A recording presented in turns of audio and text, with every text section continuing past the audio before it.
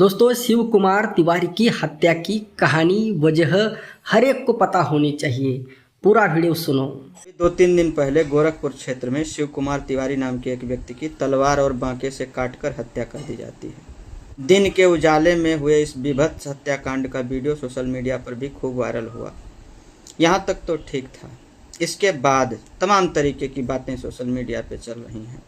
कोई कह रहा है हत्या किए थे तो हत्या हुई, कोई कह रहा है हत्या का बदला लेने के लिए हत्या हुई, फिर उससे भी बढ़कर कोई कह रहा है पहले मारे थे तो मारे जाएंगे। ऐसे ही तमाम सारी चीज़ें हो रही हैं।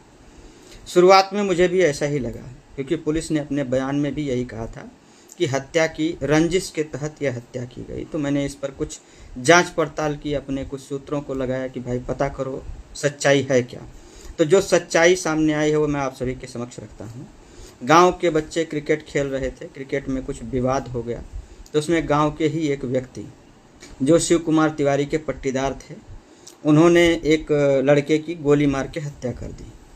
तो क्रिकेट में 12-14 लोग होते हैं दोनों साइड से, उसमें शिव कुमार तिवारी का बालक भी था। तो जैसा कि गांव में ऐसी घटनाओं में तमाम सारी चीज़ें होती हैं कि जो हत्या कर रहा है उसके साथ और भी 5-7 लोगों को आरोपित बनाया जाता है। तो शिव कुमार तिवारी के लड़के को भी आरोपित बनाया गया। आदित्य राज तिवारी नाम है उनका। जिसने हत्या की उसको सजा हो गई, वो गया इस समय कारावास में है। और शिव कुमार तिवारी के सुपुत्र जिनका नाम इस हत्याकांड में आया था, उनको हाईकोर्ट ने बरी कर दिया, इस हत्या के आरोप से भी मुक्त कर दिया। जमानत का कागज मेरे पास है। अब किसी व्यक्ति को अपने दरवाजे पर भोजन करने के लिए बुलाओ और उसके बाद घेर के उसको तलवार से काट के हत्या कर दो, फिर इसको तुम बदला बताने लगो, तो यार कायरता है। और अगर इसको तुम बदला कह रहे हो तो फिर तो ये तालिबान का कानून है, सीरिया और तालिबान का कानून है कि जहाँ तुम्हारी संख्या अधिक है वहाँ तुम किसी को भी पकड़ के उसको मार डालोगे। जिसने हत्या की वो इस समय कारावास में है, सजा भुगत रहा है। आदित्य तिवारी वकालत कर रहे हैं, उनको हाई कोर्ट ने हत्या के आरोप से बरी कर दिया है। उसके दस्तावेज हैं, दस्तावेजी प्रमाण हैं। इस पर जो लोग ये कह रहे हैं कि बदला लेने के लिए किया गया, पहले मारा तो मारे गए, तुम्हारा निर्णय देश के हाई कोर्ट से बड़ा है क्या? दूसरी चीज़, मानव समाज यही कहता है कि कोई व्यक्ति अकेला पड़े तो उसको घेर के मार डालो। उस व्यक्ति को, शिव कुमार तिवारी को मारा नहीं गया, मरवाया गया है उसको, क्योंकि जहाँ पर लोग भोजन कर रहे थे वहाँ उसके ऊपर हमला हुआ, तो उसको अलग स्थान पे ले जाके घेर के बाकायदा उसको मारा गया है काट के, और वीडियो बनाया गया है। इतना संवेदनाहीन समाज हो गया है इस देश का। दूसरी चीज़ और कहना चाहता हूँ कि जो उत्तर प्रदेश का शासन प्रशासन अपराध मुक्त और क्या राम राज्य और बहुत सारी चीज़ें कह के अपना पीठ थपथपाता है, उसकी कलई खोल रहा है यह हत्याकांड। ठीक है, जब आँख के बदले आँख, हाथ के बदले हाथ, जान के बदले जान, ये चीज़ें चलने लगी तो राम राज्य कहाँ है, इस विषय में कोई जवाब देने को तैयार नहीं है। दूसरा चीज़ मैं ये कहना चाहता हूँ कि अगर शिव कुमार तिवारी की जगह कोई अन्य होता और हत्यारोपित गलती से भी मुस्लिम कास्ट का होता, तो पूरे देश का मेन स्ट्रीम मीडिया आज गोरखपुर के उस गांव में होता। ये साफ साफ दोहरा चरित्र है, मीडिया का भी, शासन प्रशासन में बैठे हुए लोगों का भी, क्योंकि अब तक बुलडोजर से नेस्ता नाबूद कर दिया जाना था उसका मकान, अगर वो गलती से चौधरी की जगह खान या असलम लिखता होता था। खैर, जो कुछ भी हुआ बहुत गलत हुआ, और इसको बदला कहना, जो लोग इसको बदले का नाम दे रहे हैं वो मानसिक रूप से बीमार हैं, उन्हें इलाज कराने की आवश्यकता है। किसी निर्दोष आदमी को घेर के उसकी हत्या कर देना ये सभ्य समाज का कानून नहीं है। इस विषय में जितने लोग ये ऊट पटांग चीज़ें फैला रहे हैं, पहले तथ्य को जान लो, उसके बाद बोलो। मरने वाला मर गया, वो सच और झूठ बताने नहीं आएगा दोबारा।